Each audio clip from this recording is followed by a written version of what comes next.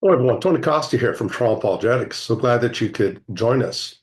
Yesterday, I put out a video discussing the event at the National Cathedral in Washington, D.C., where President Donald Trump and his family and former presidents, vice presidents, and so forth, and other dignitaries were present at the service at the National Cathedral, which is an Episcopalian cathedral, and how the bishop, and I use that term loosely, Bishop Marianne, I believe it's Buddy or Bude, whichever way. I think the viewers know what I'm talking about, and how she basically used the pulpit to speak down to the president.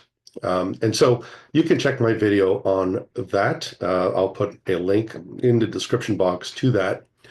But I wanted our American friends to know, and I'm speaking as a Canadian north of the border, I want our American friends to know that we have the same government that you had under Biden, we have here under Trudeau.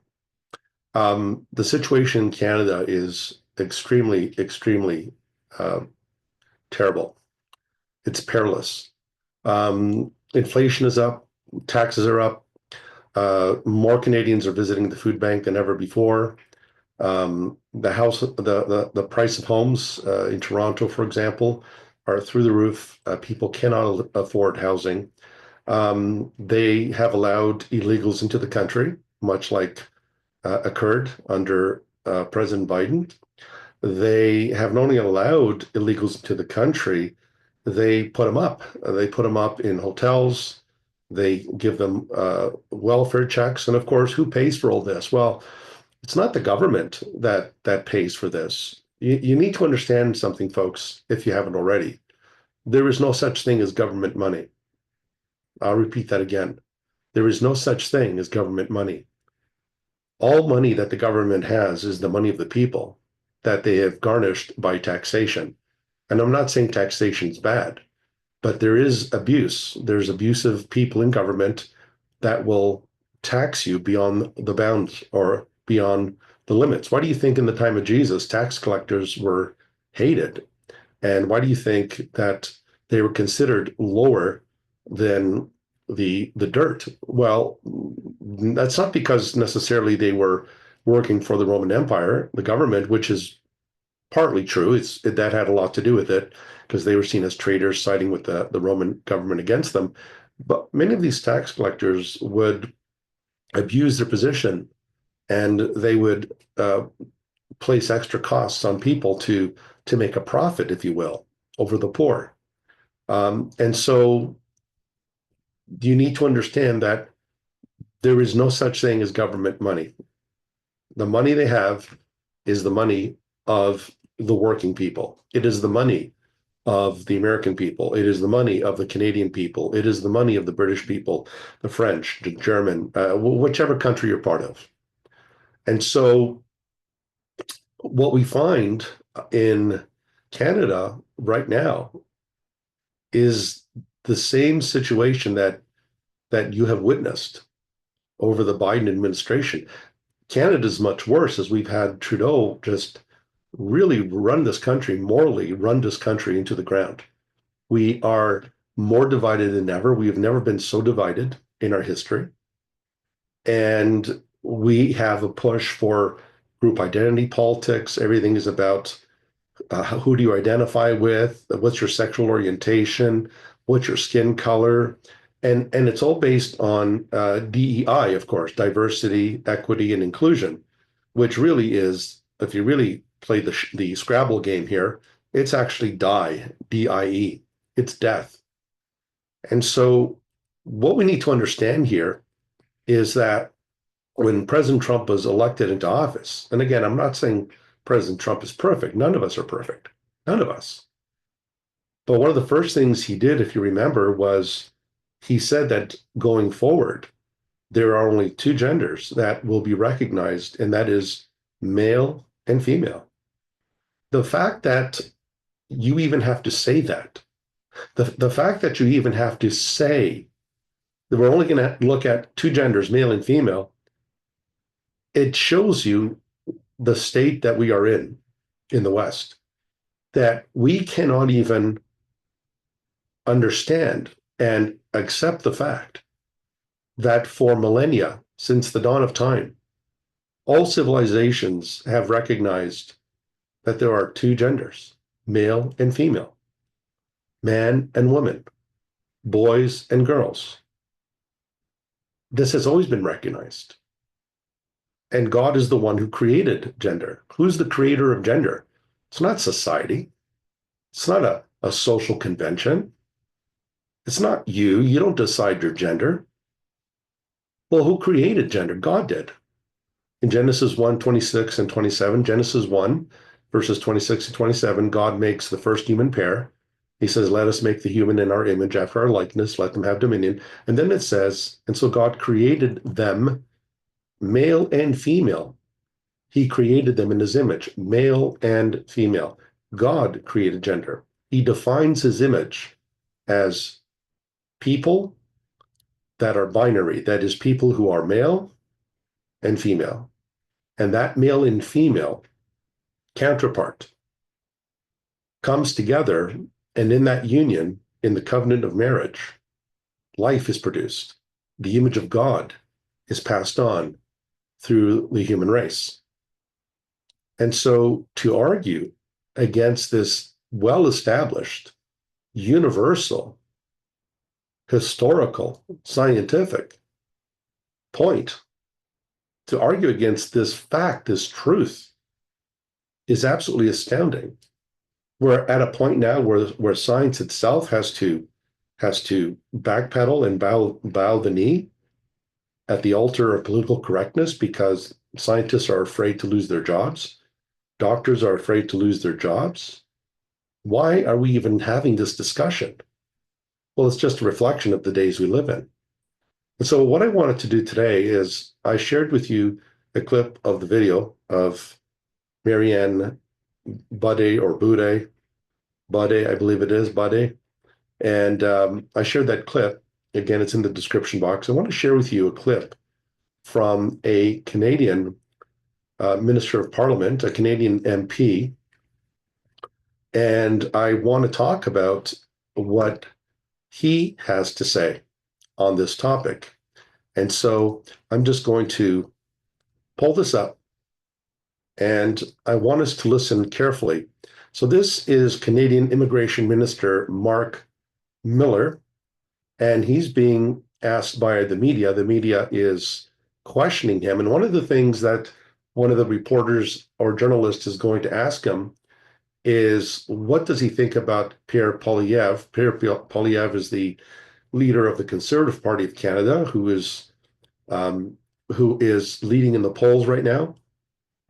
And most Canadians, by and large, are fed up with the Liberal government for some of the reasons I already mentioned, and high taxation and inflation and so forth.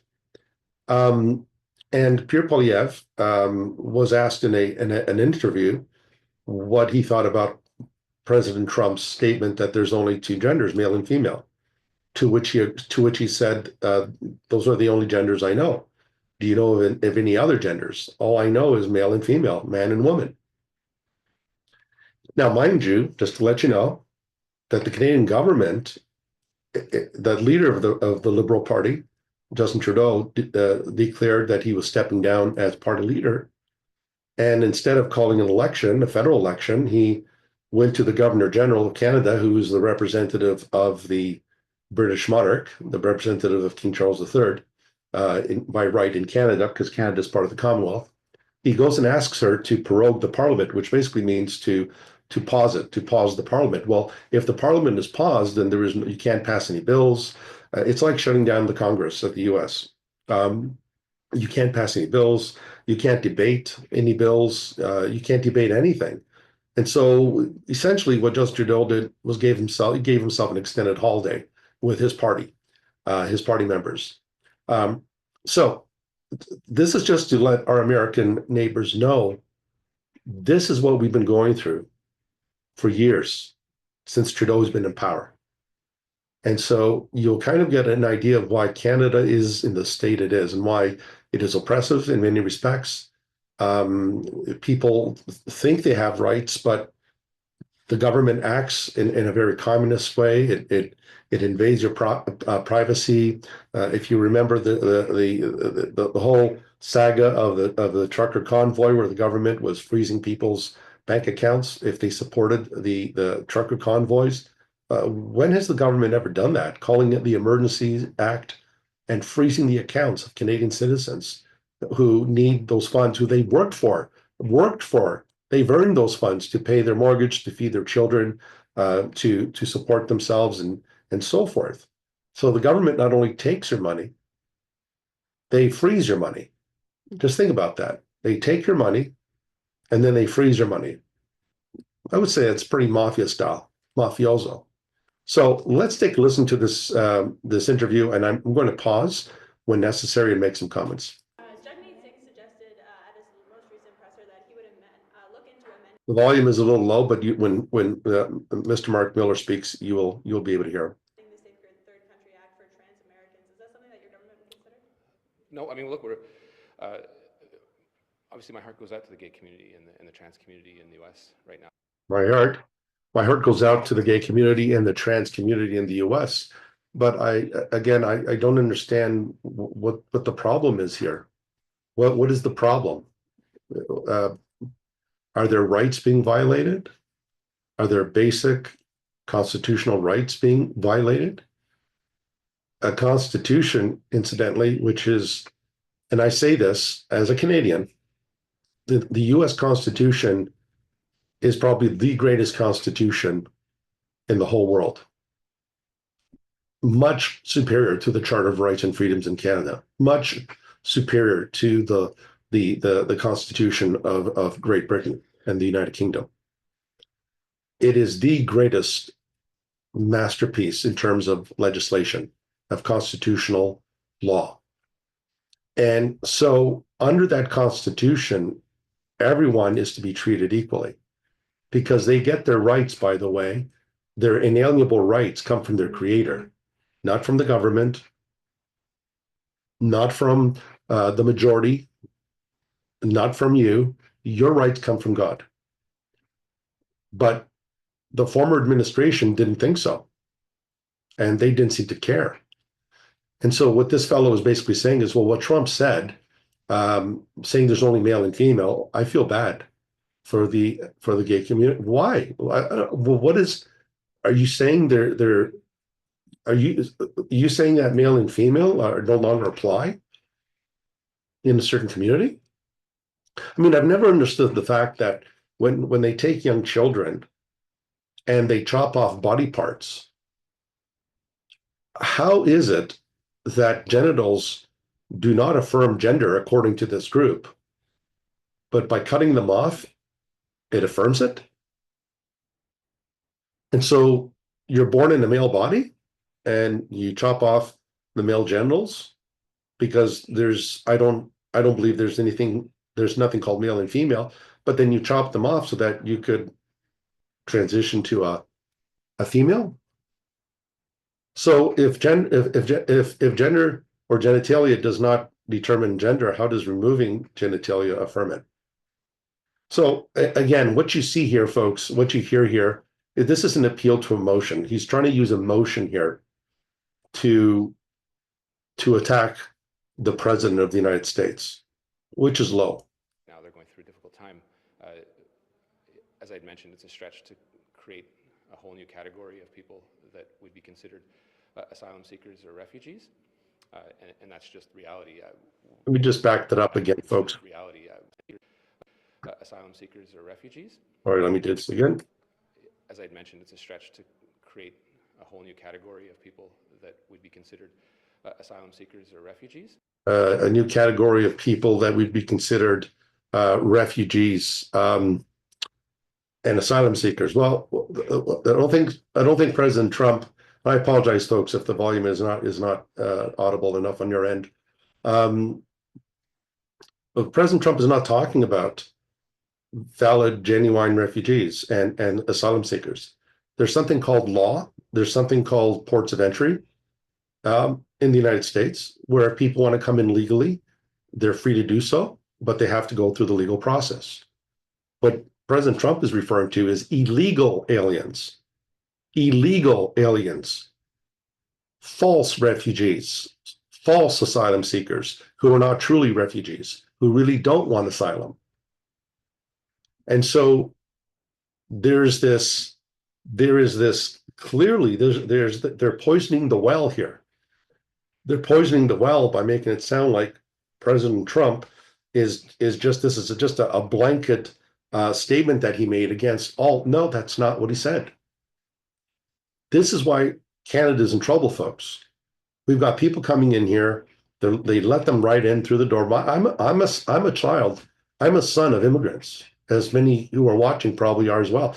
I'm a son of immigrants, including my wife. And when my parents came to this country, they went through the legal process. They went through the legal ports of entry. They paid their taxes. They never once, I never, ever remember my father or mother taking welfare money, ever. And we had a hard upbringing. My mom got sick at a young age, and my dad was the sole breadwinner. And he worked hard, and he was even given the option to stay home, and the government would pay him, and he refused. He wanted to work. And so my parents paid their taxes. My grandparents came to Canada as well, and they paid their taxes. They were never given a free home or a free apartment or free accommodation or a daily allowance or a monthly allowance. This is socialism through and through. And the late British Prime Minister Margaret Thatcher was right. Socialism is using everyone else's money until you run out. And so who ends up having to pay for all this in Canada are the Canadian taxpayers, the ones who are struggling to pay their mortgages, the ones who are struggling to pay for their groceries, the ones who are struggling to pay for their utilities, et cetera, et cetera. Because who's going to pay for all this accommodation? And the government advises these hotels, and I know this as a matter of fact. I can't divulge any names, but I know this as a matter of fact, that there are hotels that are housing these so-called refugees. And these are young men, able-bodied young men, walking around with phones. Last time I checked, refugees don't own phones. They're walking around with designer jeans and walking around with designer suitcases or briefcases or luggage. This is a sham. It's a shame. This is why Canadians are fed up with the Liberal government. They want out. They want out. And that's just reality. Whatever Jagmeet Singh is going on in his head, it's up to him really to think about. So quoi? I also, Pierre Poilievre, again, is being a jackass with his whole weaponization of the gender debate. Did you hear what he said there? Pierre Poilievre, he's referring to Pierre Poilievre here, the leader of the Conservative Party. He says he's being a jackass. Isn't that lovely? So here's a member of Parliament, a servant of the people, a public servant, referring to another member of the Parliament, another MP, a duly elected member, just as Mark Miller is, referring to him as a jackass. Why? Because he said that there's only two genders. So anyone who believes in Canada that there are only two genders, male and female, according to Mark Miller, is a jackass. Is that what you really think, Mr. Miller? Is that what you think about your constituents who voted you in? That if they agree there's only male and female, they're jackasses? Really? This is where we're at, folks. This is where we're at in Canada. He said he only recognizes two genders. I've only ever seen him really recognize one or spend most of his. So if you didn't hear that, he was saying he only recognizes two genders, but and then he says, I'm surprised he only recognizes one. Well, again, I would love to hear Mark Miller tell us what other genders are there. What other genders are there? Can he tell us? Is there a third gender that science knows about? Last time I checked, there's only two sets of chromosomes. If your chromosomes are XY, you're a male. If it's XX, you're a female. And your software that God has put into you, your DNA is your blueprint of who you are. And so if Mark Miller was dressed up as a lady and told us that he was a lady, and we did a DNA test on him, every cell in his body would cry out that he's male. He can deny it only once. But as Ben Shapiro said, facts don't care about your feelings. But this is where we're at today, folks. This is where we're at. Time on one gender, so at least that's a step up. But again, he has to be stopping a jackass on gender issues. He's got to stop being a jackass on gender issues. In other words, unless you conform to the liberal agenda, unless you conform to the woke ideology, you're a jackass. Those are his words. Those are his words. It's just stupid and it's not mature. So again, I apologize for the sound bite there. I tried it on my end, and it seemed to be okay when I first used it. So just to let our American friends know what we're up against up here in the north of the border. This is what we're up against. This type of thinking, and this is the common thinking. And for some strange reason, I've been considering this for a while. Why is it that countries in the Commonwealth have this problem with woke ideology? And not a problem in that it's bad. Why do they embrace it? I mean, under the Biden administration, if you want to know what Canada is like, our American friends, it's what the United States was being run on under Biden. Free migrants coming to the country, high taxation, food prices going up. I was recently in Florida at a Publix grocery store, and I was absolutely shocked at how expensive the food was. I was always being told that in the United States, food is much cheaper than it is in Canada. When I was there, I mean, a pomegranate cost $5, a large pomegranate. And I was just shocked at the amount of the prices. I don't know if it's because it was Florida. I don't know if it's the area, the location. I'm not sure. But if you want to know what it's like living under this type of government, the Liberal government in Canada, the Liberal Party of Canada, under Justin Trudeau, it's the Biden-Harris administration. Why do you think Trudeau and Biden were two peas in a pod? Why do they love each other? They liked each other. They complimented each other. And one of Justin Trudeau's greatest regrets after President Trump was chosen as president-elect after he won the election, Trudeau was lamenting the fact that the American people had a chance to elect the first American president, namely Kamala Harris. And he said it was disappointing that they could have elected her. And then he claimed that he was a feminist. No, he's not a feminist. Trudeau fired our first and only our Attorney General of Canada, the first Aboriginal woman to become the Attorney General of Canada.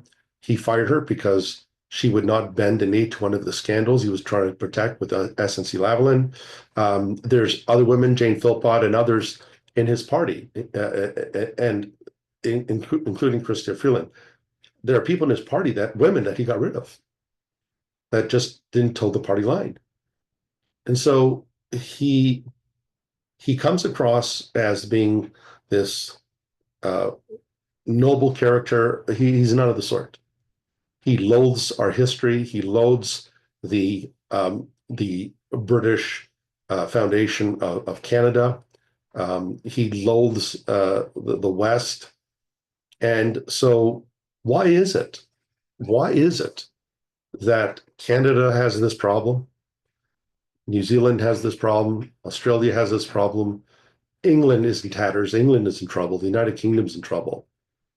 Why is it that Commonwealth countries seem to have this major problem? And it took me a while to figure this out. And that is because in a Commonwealth country, you're not a republic. The United States is a republic. It's a government of the people, by the people, for the people. France became a republic.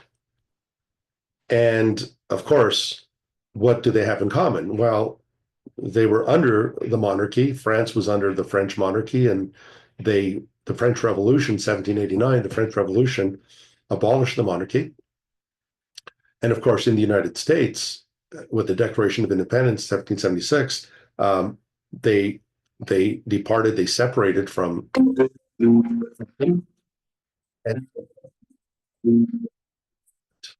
and in terms of the American Revolution, what you find is they declare themselves a republic. And that's what you find with nations that leave a monarchy. Now, the Republic of the United States makes its citizens free citizens. Under a republic like the United States, freedom is one of the greatest values to be protected. That's why it's in the First Amendment. But under constitutional monarchies, you see, in a republic, you're a free citizen. You're a free citizen under God. But in a constitutional monarchy, you're not a free citizen. Now, of course, the Charter of Rights and Freedoms can talk about freedom of speech, freedom of expression, freedom of the press, and so forth and so on. But at the end of the day, under a constitutional monarchy, you're not a free citizen. You're a subject. You're a subject of the crown. And that is why in Commonwealth countries, the head of state is the king, King Charles III. And what you find is that when you enter into government, or people want to become Canadian citizens or Australian citizens or New Zealanders and so on, you have to affirm, and you have to pledge allegiance to the monarchy. So I have nothing against the royal family. In fact, I think the late Queen Elizabeth II was, I think, the last of the greatest of the monarchs of England. And yes, her son, by succession, Charles III, has taken the throne. And we pray for him in the local church that I have been pastoring. During our prayer, we pray for the king, for a head of state, and of course the prime minister, working its way down to the municipal levels.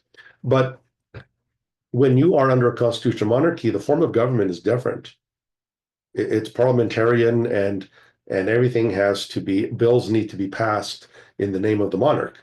And so in Canada, we have the Governor General. And so the question is this, and Canadians have been asking this question, as have those in the Commonwealth. Australia even wanted to have a referendum to break from the monarchy and become a republic. And so this is why some Canadians have been talking about getting rid of the crown. Why do we need to be under the monarchy? Well, of course, there's a lot of legal reasons for that. The founding of Canada, of course, the founding documents, the British North America Act, and so on. And of course, the recognition of the monarch as the head of state. So what I'm saying then is that if you look at these Commonwealth countries, this seems to be an ongoing problem. Now, it would be unfair of me to say it's only Commonwealth, but I find it predominantly in Commonwealth countries that we see this rampant woke ideology. Just an example, the United Kingdom, with the rapes that have been going on there by Muslim gangs, by Pakistani Muslim gangs, and the fact that the police try to hide it, and even the present prime minister there has been evading the issues, and so on. It's in tatters. Now, again, I would be wrong to say that it's only constitutional monarchy. There are a few exceptions. I mean, if you look at France, France is in big trouble as well. But again, you look at the leaders and you can understand why it's in the state that it is. You can see why it's in the state that it is. And for some strange reason, they keep voting the same people in that are feeding them to the crocodiles.